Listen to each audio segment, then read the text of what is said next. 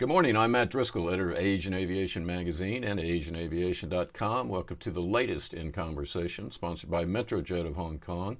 Today we're speaking with David Rottblatt, and he's Vice President of Business Development at Eve Urban Air Mobility. David, welcome to In Conversation. Thanks for joining me. Thanks, Matthew. It's a pleasure to be here. Good to see you. You're talking to us from Boston. It's a little bit late there. I know you're ready to go to bed, but thanks for joining me. For those in the audience, I know about Eve. You obviously do. Everybody does. Eve's been in the news a lot lately, in the aviation news. Give us the 50-cent tour of the company and tell us about urban air mobility.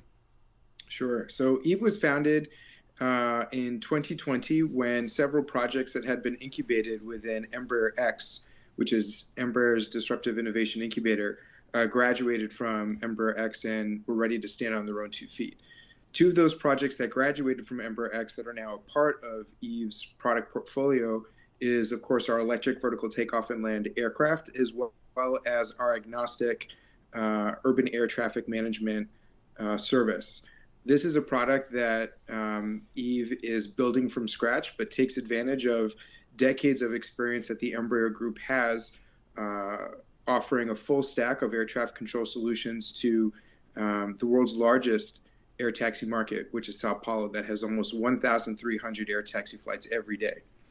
So urban air mobility, and this is something that, of course, we're very passionate about because it's our core focus, is really about bringing aviation closer to home and also being able to offer a much broader swath of the population, a more accessible price point that more people can benefit from, so that we can really democratize aviation and allow more people to be able to use this exciting type of technology, whether it's to go to the airport and back, whether it's to go to their job or their family and back. This is really a service that's designed to be an option for the masses. And so we're very excited to be able to be doing everything that we're doing to develop a broad suite of solutions to offer this to the traveling public. And in a nutshell, Matthew, to make sure that urban air mobility can scale safely. Let me ask you a question. When I got my master's degree in New York at Columbia, I got to talk about the Lions real quick. But would this be something, I worked at the UN as well, and we always saw the helicopters taking off from the west side area there to go to the big airport. And so would this be something that would replace that service? And also, if you're flying from Manhattan to Long Island to the Hamptons for the weekend, is this something that would fit into that area? Well, it certainly could. I think the use cases that we've been developing in Eve together with our customers, our operating partners, focuses on a few initial use cases, which we think will comprise a lot of the early adopter market. That includes first and last mile passenger delivery for the airlines, the commuter use case, so being able to go from home to work or downtown and back, and tourism. But there are many other use cases, including air ambulance applications, cargo, disaster relief, first aid, and of course, many others. And so the way that we plan on developing the value proposition for the electric vertical takeoff and land aircraft must be aligned with what is the local need. Many cities around the world, regardless of what culture or religion you identify with, what language you speak, everybody identifies with traffic. And what we're really offering here is an outcome, a solution to the common pain point that everybody has, which is time lost in traffic. If we can be in a position to give you that time back at a much more accessible price point, then we will have been successful at developing a value proposition that many people can identify with. So yes, this can be used to go from downtown Manhattan to the Hamptons. It can also be used to go from your home to work and back. It can also be used to bring valuable assets to communities that need them. This is not just for one type of demographic or another. It's really designed to be a resource that the general public will increasingly be able to access. So there are some operators that will view this as a cost out opportunity, where some missions that they fly with their existing conventional aircraft could be complemented by these types of aircraft that can fly the same range and offer the same type of use case. And then there are others where operators will be adding to their business and growing their business outside of their core operations today. So those are just a few examples of how we think our customers will be able to use these aircraft. Well, I could certainly see. I mean, I know I've never been to South America, but I've seen video of the traffic there, and then also, here in Asia, Singapore traffic moves pretty well. But I've been in Manila, and I've been in Jakarta, and I've been in India, in Delhi and Mumbai, where I can certainly see this would be a good thing for the market. Let's talk about Eve itself. I mean, you talked about it. It was sort of incubated at Embraer. But now it's I think it's a standalone. Have you gone public, actually? I think the company you were going to do a SPAC deal with a company called Zanite. You signed some deals recently with Azora, the lessor, Republic Airways, SkyWest, I think Falco. I actually had to look that company up. I didn't know about them. What's the status of the company? Is it fully public? Where do you stand in terms of the market and product development? Sure. So the company is in the process of becoming more independent, although we're very connected to Embraer. Embraer is one of our largest shareholders, as seen in the investor deck, which is now publicly available. But in an effort to make sure that Eve is enabled to be as successful as possible, as quickly as possible, all of the leadership made the decision that what's really best for Eve is for it to stand on its own and not be inside the large matrix environment of Embraer. And so it was intentionally spun out to allow itself to raise the amount of money it needs and to move at the speed that a competitive urban air mobility business would require. And so to your other point regarding some of our announced partners, yes, we're very excited about all of those and many more. To date, we believe that we have the largest order backlog of over 1,700 of eVTOLs that have been signed through letters of intent in multiple continents around the world. And those segments include the fixed-wing operators, as you mentioned, but also rotorcraft operators like Bristow, the largest helicopter operator in the world, leasing companies like Falco and Azora, which you mentioned, and of course, letters of intent that we have with platform companies like Blade. And so the aggregate here is really very exciting because this is a wonderful validation on behalf of so many different segments of the urban air mobility ecosystem and the different players that compromise that ecosystem to say with a very loud collective voice, we really trust Embraer and Eve to be able to manufacture and bring this aircraft to market, especially considering the over 5 decades of manufacturing and certification experience that this family has. We're I think, very well poised to be successful in terms of our ability to bring an aircraft to market. It's a good point you make. People trust Embraer. People know Embraer. It's got a long history of certifying new aircraft, things like that. I wish I had the public relations contracts for all of the urban air mobility companies that are out there, because probably there's not a week that goes by that I don't get a new video or a new press release from someone like Archer, Lilium, Volocopter, eHang. It seems like there's a lot of people jumping into this space. You talk about Embraer, you talk about the history of the company, but when it compared to Volocopter or eHang or Joby, which just signed a contract the other day, I think, in South Korea. How are you positioning yourself against those companies? Well, I think that one of the first important points that we like to distinguish ourselves by is the fact that we're much more of an ecosystem integrator as opposed to just an eVTOL company. And by that, I mean we're investing in a broad spectrum of products and services, 3/4 of which are completely agnostic. So aside from the electric vertical takeoff land vehicle that we're building, I previously mentioned the fact that we're building a next generation air traffic management solution to allow this industry to scale safely, but also to interact with both conventional air traffic control as well as the drone industry and the software that supports those vehicles. In addition to that, and again, by virtue of the fact that we've been building and certifying aircraft for over 5 decades, we've also been in the business of keeping those aircraft flying all around the world. And so the Embraer Group has our own service and support centers around the world, partner service and support centers, over 100 field service technicians around the world. And so Eve will have access to all of that. And that will comprise another agnostic product of ours, which is to offer services and support for the entire urban air mobility industry. And then the third is fleet operations offering. And so each one of these products and capabilities, I think it's important to note, is nothing new for us. These are all things that we've been doing for many, many years as a result of our established and well-known ability to bring excellent products and aircraft to market. And so while many companies, and rightly so, are very focused on fundraising and building and certifying their very first aircraft, we're doing much more than that. But again, it's nothing new. And so it's very much our intention to navigate this ambiguous environment and provide clarity for our stakeholders as well as new entrants in terms of figuring out how we can make sure that this can be a very viable and desirable market.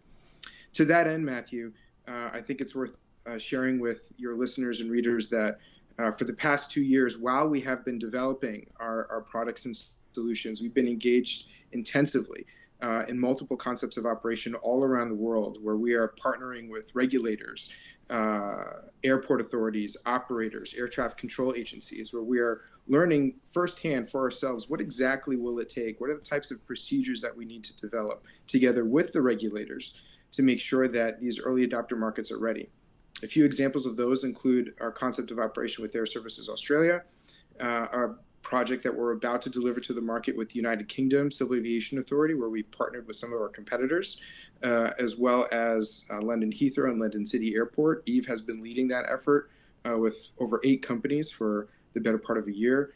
And we just finished demo flights in Rio, where we essentially tested price elasticity as it correlates to demand, so we can really understand together with the user how can we make this as accessible as possible. And so we will continue to do that and make sure that we're learning together with our partners, and this is knowledge that is really scalable and that anyone can benefit from. So I think those are a few examples in which we like to distinguish ourselves from our peers. Quick question, then we're going to have to take a break. When it comes to these kinds of new systems, and basically you're creating a new aviation system, regulators are notoriously slow. You mentioned you're dealing with the United Kingdom, Australia. Regulators are slow, and the flying public, I'm sure it was very hard to get the first person to jump in a helicopter, things like that, when those were first developed. One, what are you doing to win over the regulators? And two, it's all about getting bums in seats, as the British like to say. What is Eve doing to attract the flying public? Sure. So I think that the way that we have been collaborating with regulators thus far, and that includes the FAA, that includes CASA in Australia, ANAC in Brazil, and many others that we continue to work with, is really learning together with them. We're not presupposing anything, we're not making any assumptions, but we're walking into these market development initiatives, these concept of operations, for example, really to offer what we've learned and share that knowledge. And in exchange, we get their expertise as well. And then together we can co-create that path forward. And so I think what regulators like to see is maturity. They like to see data-driven arguments. And they like to make sure, above all, that there are not too many fragmented voices and opinions out there. And so one of the things that has been happening in the United States, for example, is that there are multiple trade associations that are representing the interests of the urban air mobility community by liaising with the FAA and other types of regulation authorities around the world, where we're making sure that between us and our peers, we're really communicating exactly what we need. And so there's really one shared voice that's being delivered to the regulators so that they know what to respond to. It makes it easier for them to have that guidance when industry is telling them what we have and what we need and what we believe.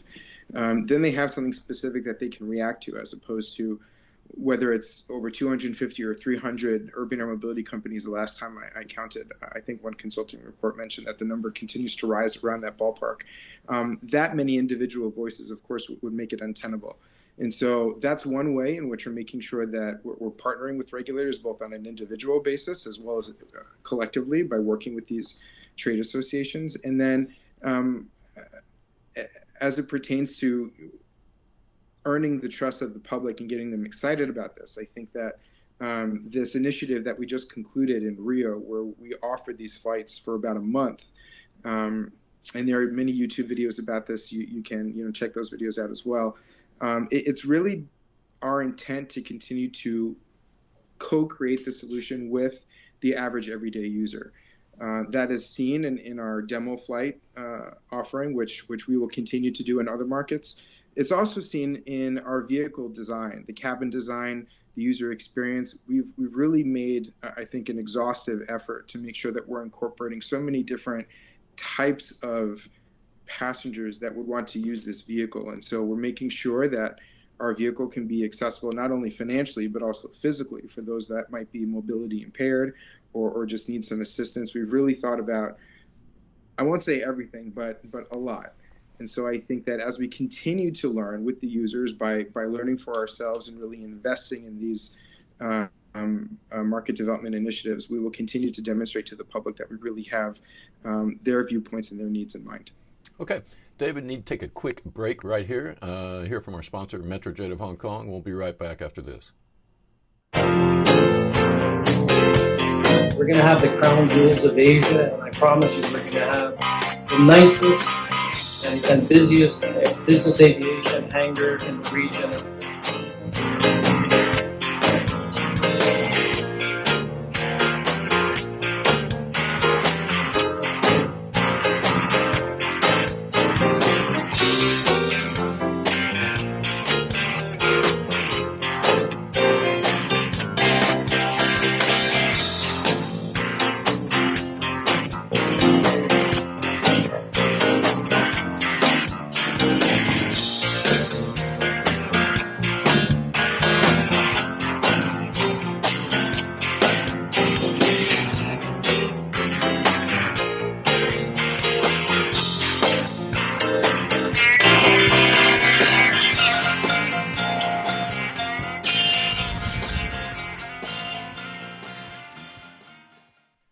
And we're back. We're speaking with David Rottblatt. He's the Vice President of Business Development at Eve Urban Air Mobility.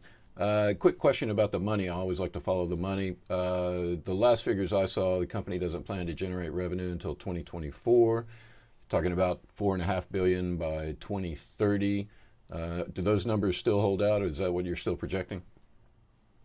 Well, we are projecting that our vehicle will be certified by 2025 with entry into service in 2026.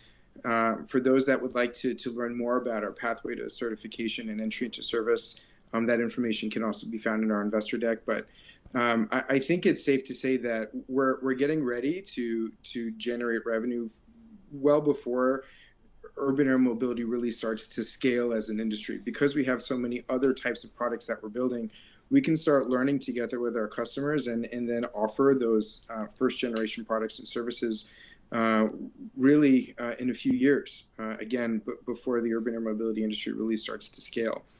What's very exciting about this industry and why I think so many people are very happy to invest in this is because there's multiple technologies that are all maturing and connecting at the same time right now, which is the maturation of batteries, the maturation of autonomous technologies and capabilities, and of course the onset of the rideshare industry. And so when you put all these things together, we're getting ready to offer a very accessible price point that as that price continues to drop due to our anticipated conversion from a piloted aircraft to an autonomous aircraft, that reduction in the cost of operation will be passed to the consumer. Therefore, more and more people will be able to afford it. And that's when we really start to see, very large numbers as you've suggested. And so that's what's really driving the excitement as well as the market estimates. And it's worth noting that remotely piloted autonomous operation is not so far in the distance. If you look at some of our peers that have been flying already, there are examples of autonomous only aircraft that have been flying in some parts of the world, and in very rare cases, but you can still find it on YouTube, with passengers on board and without a pilot. we've had things like auto land, auto takeoff, autopilot for many years. And as we continue to mature in our knowledge of these systems, we're getting ready to demonstrate that it is, in fact, very safe to be able to remove the pilot and have very intelligent software take its place. Well, that brings us right into the next question. I mean, it's sort of a systems question. Actually, yesterday, Honeywell announced that it ran a drone test with a drone radar and that it managed to avoid another drone that was trying to chase it and hunt it down and all that. So that was pretty cool. And I love the sci-fi movies where you have Star Wars and you've got all these layers of, when they do a wide city shot, Right. and they've got, 50 million drones moving around and cars, flying cars and all of that. But is the airspace ready, and what about air traffic management, ATC, air traffic control? Are you helping to develop those systems? I think you talked about this a little before the break, but is that something that Eve is doing to help the FAA, for example, come up with an air traffic control system for these kinds of vehicles? Well, we're certainly developing a software solution that we think can help. Again, we call that urban air traffic management, and it's based on many years of experience that the Embraer Group has offering a full stack of the requisite air traffic control software that's needed to not only manage Brazil's 22 million square kilometers of airspace, but again, the Brazil's and the world's largest air taxi market, which is Sao Paulo. So we've learned a tremendous amount about not only the type of software that's needed, but also the procedures that we co-create on a city-by-city basis, because every city is so unique and different. And so we're bringing all of that knowledge that we've gained as a group into Eve, where we're using that to inform the types of concept of operations that we've been doing with Air Services Australia, and in many other engagements around the world. And as we continue to validate what we think a more flexible and agile operating environment will require, we'll continue to test that through things like fast time and real-time simulations. Again, what we did with Air Services Australia, to make sure that those concepts really hold up. And so with that in mind, I think that many of my peers would agree that there's a certain extent of the existing infrastructure and the existing operating environment that is ready for urban air mobility. Of course, it's missing a few things like charging stations and access to the electrical grid for electric vertical takeoff and land aircraft. But I think for day one operations, it's not too much of a heavy lift to get the operating environment ready. What we need to make sure that we account for is the fact that these are electric vehicles, and therefore they need to fly as direct as possible in order to make sure that we're conserving our battery. We don't have the privilege, let's say, of holding a tremendous amount of time or hovering a tremendous amount of time. You really need to get to where we're going quickly. And so as we continue to work with regulators and air traffic control agencies, we're offering ideas and testing those ideas out for how we can make that flight a little bit more direct and a little bit more efficient, while still taking into account the community needs and community concerns. And so that is what comprises a great deal of our urban air traffic management research. I'd like to point out, in the United States, there are at least 11 cities that have published helicopter routes. And these routes are designed to aid pilots to transition dense, low-altitude urban airspace by using those routes. And I think that we can rely on that type of a tradition and that type of concept to usher in a new, let's say, generation of procedures that eVTOL aircraft can benefit from as well. And you just mentioned this, talking about the electric side of things. Everybody and their dog these days is talking about sustainability, sustainable aviation fuel for jets, so on and so forth. You've got an electric vehicle, so on the emissions front, you're great, no problems there. We can save the discussion about battery production and battery disposal for another time when it comes to saving the planet. But I'm curious, what is the technology that's generating the electricity on board? Is it a lithium-ion battery? Is it basically a hydrogen fuel cell? What are you going to do? What are the mechanics of the Eve eVTOL? So we're certainly planning on using a battery to drive the electric drivetrain or the electric motor in our aircraft. Regarding the specific battery chemistry, I'm unfortunately not qualified to be able to answer that to the level of satisfaction that I would want to for today's readers and listeners. However, what I can say about our battery strategy is that it's designed to be a fixed part of our aircraft. It's not designed to be attached and detached and reattached again. There are certainly benefits to that type of model, and some of our peers are using that approach. It's certainly very helpful to maximize asset utilization, for example, so you can just take out an older battery and plug in a fresh one, and off you go with the full charge again.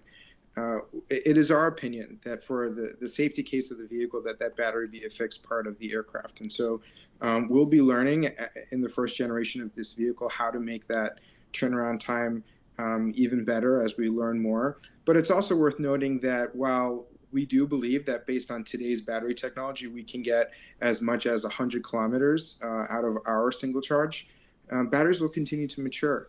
We'll be able to get more range and more utility out of these aircraft as technology continues to move forward. So we're not making very dramatic statements about what we think technology will be able to do in the future. Everything that we're saying today is based on our understanding of today's technology. And so with that in mind, we're very happy to support these types of intra-city missions and the aforementioned use cases we discussed. We've talked a lot about Eve being basically commercial. You've got the general public hopping on board, things like that. But defense side is also looking at things. I saw something BAE and Embraer Defense. We're going to discuss possible applications. Anything can you shed any light on that? Well, we're always looking to partner and learn. I think that if you look at the types of partners that we signed up, we have a pretty broad spectrum of entities that we're working with. We haven't necessarily disclosed what we're doing with those partners from either a product development perspective or an investment perspective, but suffice it to say that there's a lot of partners that we're learning to learn from and co-create new ideas and concepts together. And so as our vehicle goes through its development process, we're certainly very privileged to be partnering with some of those companies to make sure that the way that we conceive of this technology and the type of infrastructure and enabling technology that can support it are ready. David, we're running a little bit short on time, so I'll wrap this up pretty quick. Last two questions, and we'll bring this back to Asia Pacific since that's where I am. We talked about Australia, we talked about Tokyo, some other places. What's in store for Asia for Eve? Many things. I think that with the orders that we were very proud to announce, again, through letters of intent that were signed with multiple Australian operators, we're looking to now expand those relationships, but also to establish new ones throughout the Asia-Pacific region.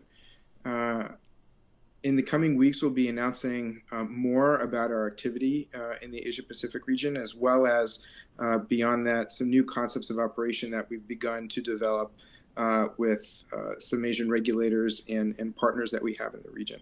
So the Asia-Pacific region is extremely exciting for the entire urban air mobility industry and as well, of course, for Eve, because of the potential and the promise that it holds with respect to its percentage of the total market for urban air mobility. There are so many cities and so many areas of need for this type of technology. If you look at those pain points of underserved communities or communities that just spend way too much time in traffic, or time-sensitive goods that need to go from point A to point B quickly that may not be well served by ground-based options. And so as we look to better understand how we can develop the appropriate value proposition city by city, country by country, we'll be paying a very